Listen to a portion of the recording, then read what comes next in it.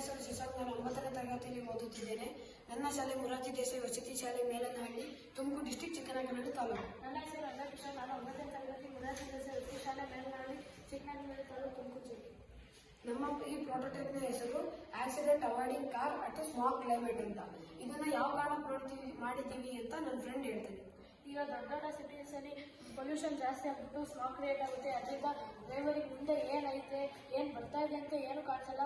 ಅಂಥ ಟೈಮಲ್ಲಿ ಆಕ್ಸಿಡೆಂಟ್ ಆಗೋದು, ಮರಳು ಕೂತ್ಕೊಂಡು ವೆಹಿಕಲಿಗೂ ಎಫೆಕ್ಟ್ ಆಗಿ ಡ್ರೈವರು ಸಾಯೋಂಥ ಚಾನ್ಸಸ್ ಇರುತ್ತೆ.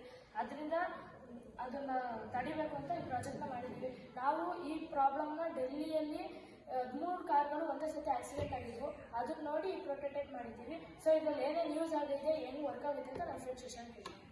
ಇದರಲ್ಲಿ ಏನೇನು ಯೂಸ್ ಆಗಿದೆ ಅಂದರೆ, ಒಂದು ಅಲ್ಟ್ರಾಸಾನಿಕ್ ಸೆನ್ಸರ್, ಮತ್ತೆ ಒಂದು ಬೀಪರ್, ಮತ್ತೆ ಒಂದು LED ಲೈಟ್, ಮತ್ತೆ ಆರ್ಡಿನೋ ಬೋರ್ಡ್, ರಿಲೇ ಮಾಡ್ಯೂಲ್, ಮತ್ತೆ ಒಂದು ಪವರ್ ಬ್ಯಾಂಕ್, ಮತ್ತೆ 3.7 ವೋಲ್ಟಿಂದ ಒಂದು ಬ್ಯಾಟ್ರಿ. ಇಷ್ಟು ಇದರ ಕಾಂಪೊನೆಂಟ್ಸ್ಗಳು.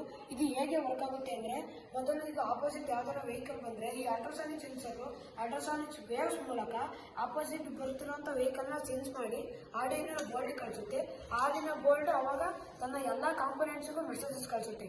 ಏನಂತಂದರೆ ಬೀಪರಿಗೆ ನೀನು ಸೌಂಡ್ ಮಾಡು, LEDಗೆ ನೀನು ಆನ್ ಆಗು, ಮತ್ತೆ ಈ 2 ಮೋಟರ್ಸ್ಗಳಿಗೆ ನೀನು ಮೋಟರ್ನ ಸ್ಟಾಪ್ ಮಾಡು. ಅಲ್ಲಿಗೆ ವೆಹಿಕಲ್ ನಿಂತ್ಕೊಳ್ಳುತ್ತೆ, ಮತ್ತೆ LED ಲೈಟ್ ಆನ್ ಆಗುತ್ತೆ, ಬೀಪರು ಸೌಂಡ್ ಮಾಡೋಕ್ಕೆ ಸ್ಟಾರ್ಟ್ ಆಗುತ್ತೆ. ಈ ಥರ ಇದ್ರದ್ದು ಮೆಕ್ಯಾನಿಸಮ್ ವರ್ಕ್ ಆಗುತ್ತೆ. ಇದನ್ನು ಒಂದ್ಸತಿ ವರ್ಕ್ ಮಾಡಿ ತೋರಿಸ್ತೀವಿ ನೋಡ್ರಿ.